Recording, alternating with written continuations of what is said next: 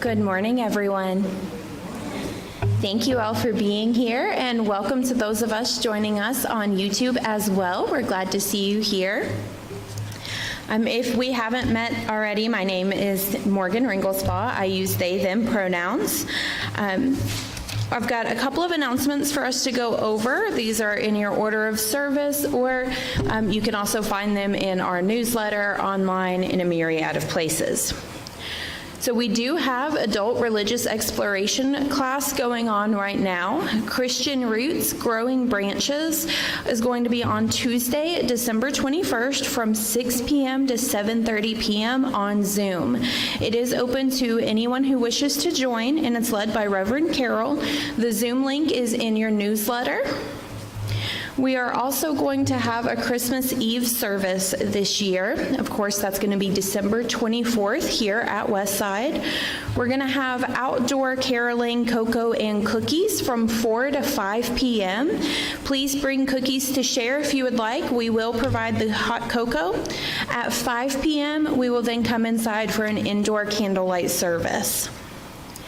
We do have the Westside Second Monday Lunch. Everyone is welcome to attend. The next lunch will be at 11:30 on Monday, January 10th. So that is a little bit of a ways out. Mark it on your calendars. Again, that's going to be January 10th at 11:30, and that's going to be at Firebird's, Wood-Fired Grill on Kingston Pike. The information for that is in your order of service. You can contact Judy Burgett or Diane Gray. Their contact information is there, or you can look online on our directory. The book club will not meet this December due to the holidays. We will read 2 books over the holidays and then meet again on Saturday, January 22nd. So that gives you some time to get through these. That will be at 10 a.m. through Zoom. There are 2 books. We've got a nonfiction, Islands of Abandonment, Nature Rebounding in the Post-Human Landscape by Cal Flynn, and The Shaman Sings by James D. Doss. The Zoom link will be in the newsletter, so make sure you keep an eye out for that. Finally, we do need greeters and safety volunteers here indoor. Westside has always had a group of cheerful, friendly people willing to welcome members, friends, and visitors to our services and keep us safe. Now that we have reopened, we need those friendly people to sign up to be greeters or safety volunteers again. If interested, please see Alice and Jerry Thornton for more information. They also have their contact information online on the directory or in your order of service. As we start our service today, we do have our choir coming up to sing a wonderful song, People Look East.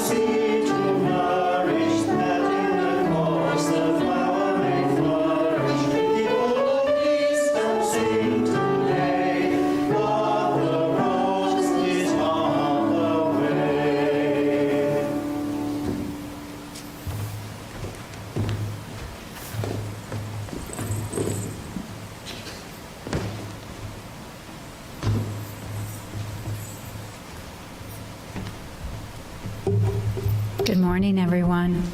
It's great to see you all on this special day. If I have not yet met you, or if you're visiting us for the first time on our virtual service, welcome. I am Reverend Carol Bedeau. My pronouns are she and her, and I'm privileged to serve as minister here. Solstice is actually a very special day, a very special time of year. We're celebrating the winter solstice, which happens on Tuesday. So we're celebrating it a little early. It is the time of the darkest night, and it's been celebrated by people for millennia. In the Northern Hemisphere, this is the time when we invite the sun back into the world, which has been getting increasingly dark for the last many weeks. So, as I invite our bowl to sound this morning, I invite you to settle in. This is a time of stillness. The idea of the winter solstice is that it's a time of stillness and waiting. So, take a couple deep breaths. Leave behind what is outside, particularly Turkey Creek and all the holiday preparations. Let that all go for just this little bit of time. I invite you to still your heart, open your heart. Today we'll be considering where we put our attention, how we focus our minds and hearts. So let's begin by just finding a moment of quiet.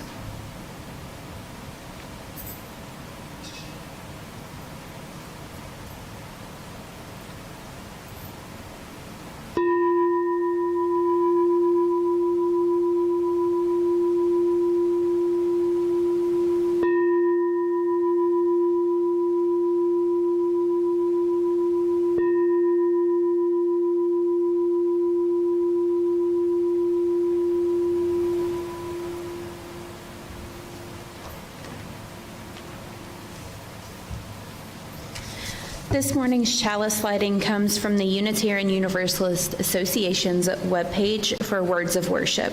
It's entitled In Time of Cold, We Seek the Warming Fire by Brian Keeley. Lit candles held in a row of cupped hands. In times of darkness, we stumble towards the tiny flame. In times of cold, we seek the warming fire. In times of repression, we reach for the lamp of truth. In times of loss, we pray for the comforting light. In times of joy, we light a candle of celebration. Spirit of life, as we kindle this light, help us find what we need this day.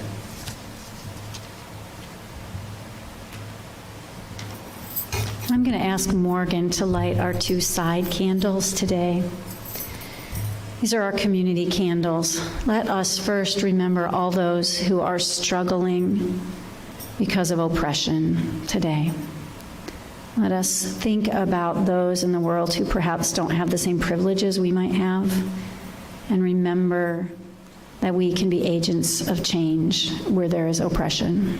And let us also remember those who are struggling with physical need, emotional health, physical health concerns, or simply loneliness at a time of year when there's so much emphasis put on community and family. Let us just take a moment to remember that even as we're celebrating, to send a little bit of love and light from our hearts and this community to those who might be experiencing some darkness, including those of us in this community and the parts of our lives in our community where there's darkness. So that opening song that the choir sang, People Look East, was originally published in 1928 by a writer named Eleanor Farjeon. It's actually a rewriting of an older French carol that's called Bensanson. And that song is basically an Advent song. It starts out saying, "Shepherds, shake off your drowsy sleep." And this song is really designed for Advent, which is the preparation for Christmas. But what I actually love about People Look East is a song that we use for our winter solstice celebration because it mingles so many of the traditions of the earlier earth-based holidays in with the Christian imagery. And in fact, actually, the Christian Advent season, many of the images that are used come from the older earth-based traditions. So the winter solstice is really an earth-based holiday, right? The song that we just sang is explicitly called a Christian Advent song, and it's explicitly meant to help us watch and wait for the coming of the Christ child, the Savior. But the song, if you listen to the words, implicitly invokes older traditions that predate the Christian world. Its images draw our attention to things like the rising of the sun in the east, furrows, the bare earth waiting for seeds to be planted. Other verses include the dark bowl of the winter sky filled to the brim with lights of stars. So in both traditions, the pre-Christian and the Christian tradition, this is a time of waiting. It's a time of expectation, which of course is true in our secular modern world too, right? It's a time of expectation and waiting. So there's a lot of expectations right now, and many of those expectations right now are not necessarily pleasant. Some of them are very pleasant, but I know that for me, sometimes the wonder and hopefulness of expecting and longing for something can turn very subtly but quickly into pressure, stress, performance anxiety, overdoing, right? Often rather than times of waiting and expectation being times of gentle surrender, peacefulness, and being still, they turn into times of hustle and bustle and overdoing and over-worrying and over-planning, right? So the ritual that we do for our solstice spiral, and I just want to give a shout out to Wendy Weiss, who brought this service to us. This ritual invites us to do something different. It invites us to turn back towards a more quiet and gentle kind of slowing down. It's actually a way of surrendering to waiting. Now, how many of us get really uncomfortable waiting? How many of us just feel really antsy when we're waiting? How many of us turn that discomfort into any action, pick any action that offers distraction, right? We're going to clean a little bit more. We're going to do a little bit more. We're going to bustle a little bit more. We're going to plan. We're going to make another list, whatever it is, right? Sitting in a waiting room. We got to read the magazine. We get antsy. We get irritable, right? How many times do we turn waiting into a time of discomfort? So, one of the challenges of this time of year is that while we really are waiting for something, perhaps time off work, we're waiting for time off work or time with friends, connection with people we love that we haven't seen. Perhaps we're waiting for some sacred presence that is drawing near to us in our religious tradition. Whatever it is we're waiting and expecting, magic, peace, joy, hope, usually we're not very good at being patient while we're waiting. So we hustle and we bustle and we fill the time. Today we're going to do something different. As we honor the darkest time of year, the time when the earth is bare and waiting, there's nothing the earth can do to hurry things along. There's nothing we can really do to hurry along the change of seasons, right? When the earth is bare and the sun is hidden for much of the day, we have the opportunity to just practice waiting quietly, patiently, allowing ourselves to feel soothed rather than anxious in that stillness. This ritual is not about performance. It's about simply being present with the simple acts of walking, listening, reflecting quietly, and sitting quietly and waiting while others do the same. It's an invitation to turn inward rather than outward, while we anticipate something that has not yet happened. So we're going to be taking our time this year to really settle into this stillness and calm and receive it as a gift of rest amidst all the stress and hustle and bustle and perhaps worry or anxiety or sadness that might come with this season. Now, if you happen to be with us virtually, I want to invite you in the next few moments to go and find a candle that you can light while we're lighting candles here. Go and find yourself a candle so that you can also sit. Maybe dim the lights in your space so that we can prepare together for a very calm, quiet time.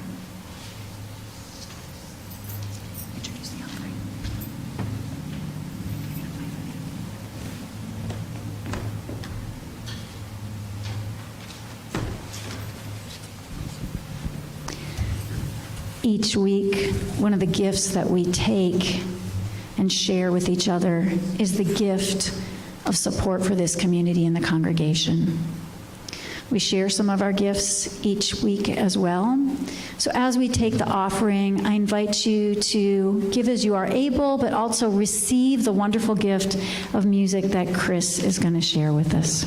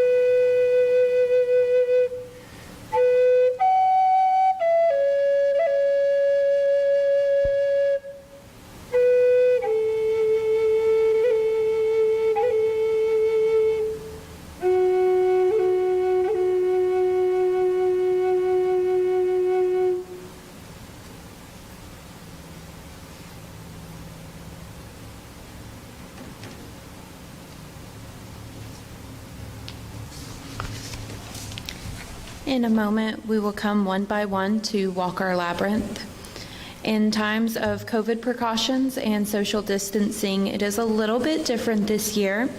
If you will make your way around the back, or if you want to come across the front, that's fine. We're going to line up over here next to the basket where you can grab your apple with a candle inside it.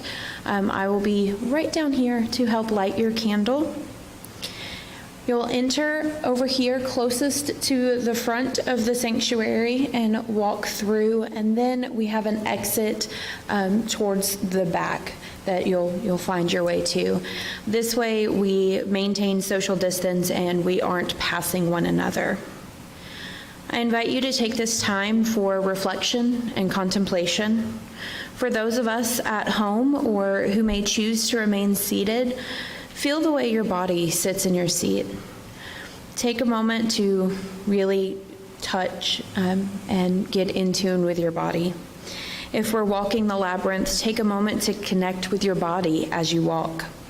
I encourage everyone to connect with your spirit, soul, mind, that inner peace inside us all as you turn inward, and to feel supported by the community surrounding us in person and in spirit. And this year, as we walk the spiral, we're going to be leaving our lights as we go through the labyrinth. So in the past, you've lit your candle in the center. This year, Morgan's going to go ahead and go in and light the center candle in the labyrinth. And as you go through the labyrinth, you will actually leave your candle somewhere along the path as you go through. A little bit different symbols this year.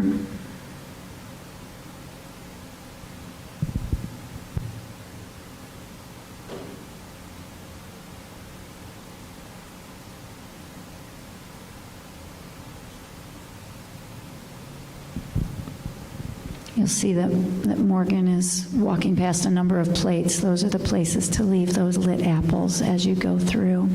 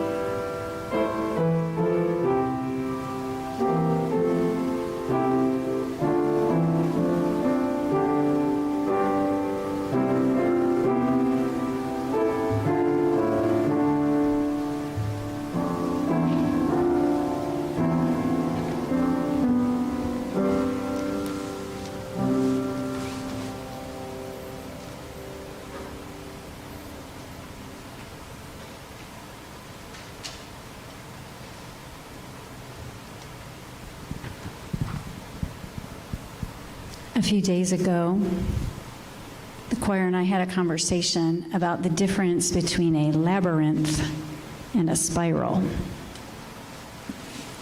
Though we call this ritual a spiral, we have actually just moved through a more classical labyrinth, which twists and turns back upon itself more than just a simple spiraling circle would do.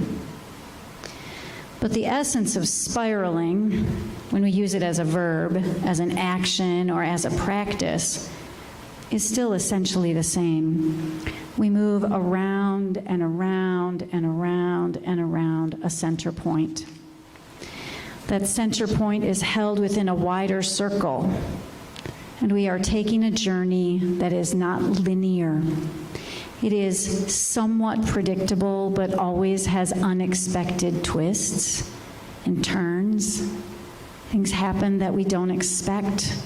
Sometimes the path curves in ways we didn't see coming. Ultimately, ideally, such a journey brings us to something in the middle, a point of coalescence, a point of clarity, a point of stillness before going back out again. May this ritual be a kinesthetic experience of that in your day, in your week, in this season, and in your life. Let us remember that we can metaphorically circle in to our own center point while held within the wider circle of community. There we might find peace, we might find stillness, we might find a moment of patient, quiet waiting before going back out again into the world. Today, I will extinguish the chalice, but we will leave burning the lights which you have placed in the spiral as a symbol that our lights are held in this community, that this is a place where we can find rest and stillness, and also renew our light for going back out into the world.